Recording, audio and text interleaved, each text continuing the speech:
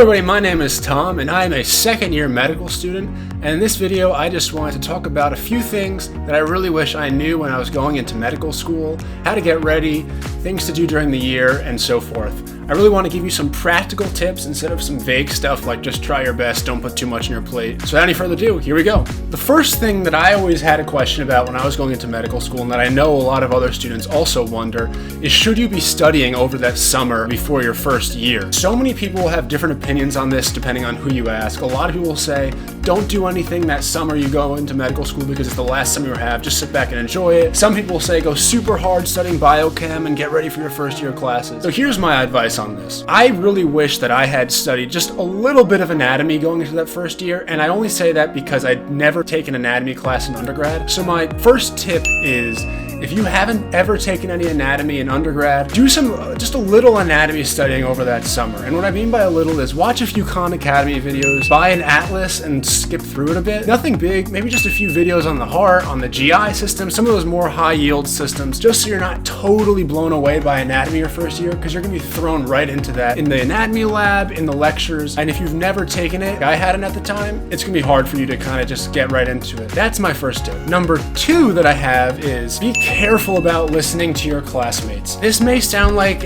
I'm trying to go for some super competitive aspect, but I'm not at all. What I mean by this is medical school in a lot of ways is a mental game. Yes, you're sort of competing with your classmates in the sense that things are on a curve sometimes, but you also are on the same team in that you study with your classmates all the time in medical school, and you're constantly helping each other in that way. It's very easy to learn by teaching each other and by listening to each other.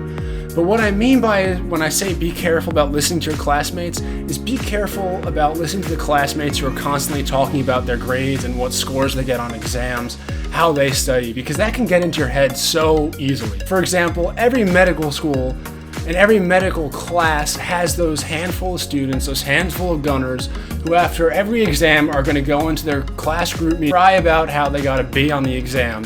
And you're sitting there with a 78 thinking, geez, that guy's complaining about getting a B. I mean, how cruddy did I actually do on this thing? Don't listen to those people. Do not listen to what other people get on exams. Don't listen to about how they study. Everybody has their own way in medical school when it comes to grades, when it comes to studying. Tune it out. You won't be sorry. The third tip is be prepared to change your study habits and your study routine completely. It doesn't mean you'll have to, but you should be prepared to do so.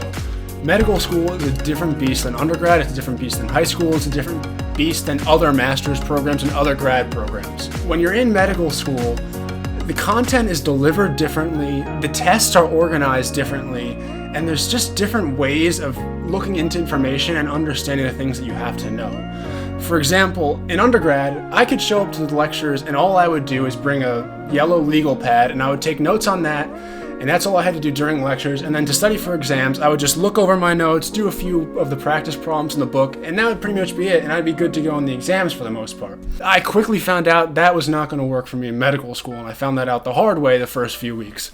I had to completely change everything around. I started printing out the lecture slides in advance and annotating them during the lectures. To study, I would start doing flashcards, which I hated in undergrad, but now I'm an Anki diehard. If you don't know what Anki is, it's basically an electronic flashcard software that I highly recommend. I had to start doing practice problems in different ways, using different resources. It was a huge adjustment, but it's worked so much better having been flexible and knowing that I had to change things around. So don't be afraid to tweak things in a major way. Chances are you're not going to get your study schedule right for the first few weeks of med school. You're going to have to change a few things around. And of course you would. Why would you get it right on the first day? And that's totally normal to have that adjustment period of figuring out what works for you. The fourth thing I have to say is you're almost certainly going to fail at something in medical school, especially in the first year, and that's okay. What do I mean by being okay? I'm not saying it's okay to get bad grades. I'm not saying it's okay to fail exams. What I am saying is everybody in medical school, just about everybody, fails an exam, at least one exam. A lot of people fail multiple exams. A lot of people fail simulated patient encounters. It's going to happen. Everybody has a subject or two that they just stink at in med school, and everybody has that one exam where they don't know what happened, or they just didn't get around to a lot of the stuff they needed to get around to. Don't freak out. It's going to happen to you probably It happens to most people. The only time I would say that you should maybe start getting concerned is if you fail more than one exam in the same subject. Then you should really talk to your advisor, see what resources your school has out there for you. Because remember, folks, once you're in medical school, these schools want to keep you in. They're on your side. Your administration is on your side. They want success for you. You, in a sense, are their reputation. They want you to do well and excel. The fifth tip I have is that repetition is absolutely king in medical school. And what do I mean by that? I'm not just talking about looking over your notes multiple times. It's kind of like what I mentioned before in flashcards. That's one of the things that repetition has really worked in my favor with. There are just so many things in medical school you're going to have to know and learn for your exams, whether it's your class exams and for USMLE, for COMLEX, whatever it might be, that you're going to forget these things if you don't keep refreshing it in your head. Part of the way that medical school works is just pure memorization. What I found for me, and what I know a lot of my classmates and a lot of medical students works for them, is flashcards is the best way to just keep hammering in that memorization. And one of the best flashcards thing is Anki. And if you've done any sort of research on what works for medical students in studying, Anki is one of the most popular things. And the reason that is not only flashcards, but it's a software that automatically shuffles your flashcards in a way that it'll show you the same flashcards at certain intervals. So I might look at a flashcard once today, and then Anki will show it to me again in 2 weeks. So that way, all these things are coming back, and I'm getting caught up, and I can remember, oh yeah, I remember that biochem fact.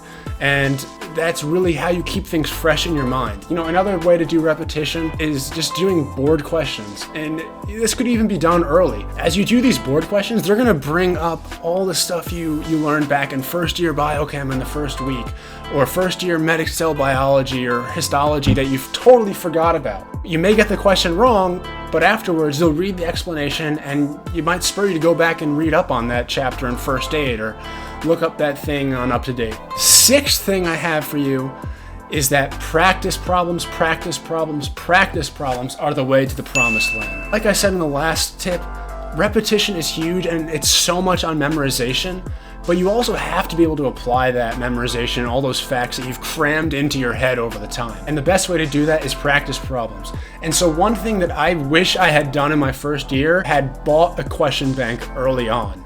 Now, there are so many out there. The one thing I'll say is save UWorld for second year for when you're prepping for USMLE. UWorld is kind of the agreed upon best QBank when it comes to board studying, so you want to save that for kind of the spring semester of your second year.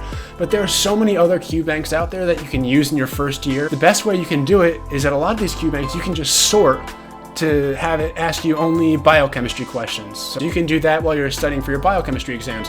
You can have it show you only anatomy questions while you're studying for anatomy in first year. These questions are huge and they get your mind working on how to apply a lot of these things you learn in the first year and the second year and so on and so forth. The seventh and final tip I have is don't be afraid to invest in a resource or two in the first year. I know when I was going through first year, a lot of the talk about that my classmates had was, don't waste your money on these resources that you aren't going to even touch until second year. And to an extent, that's true, but at the same time, buying one or two resources that you're really going to use first year in those classes that you take, like physiology, biochemistry, anatomy, can really help you out. Outside resources for medical school are super helpful in ways, and there's so many, so chances are that there are going to be one or two that work for you. And when it comes to a money aspect, yes, they can be expensive at some point. But also remember, the longer you pay for your subscription, the more of a discount you're going to get it at. And it could really help you get through those classes. And the earlier you understand these concepts like biochem, anatomy, the easier it's going to be when you start studying for your licensing exam, step 1, COMLEX 1, whatever it may be. All right, so those are the 7 tips I have for you that I wish I really knew when I was going into med school. If you have any questions, comments, feel free to leave them below. I really hope this was helpful. Let me know if it was, or let me know if there's any way I could have changed it, or anything you'd like to see me do going forward. But anyway, I wish you guys all the best if you're applying to med school, if you're starting, whatever it may be. I wish you the best, and keep on studying, guys.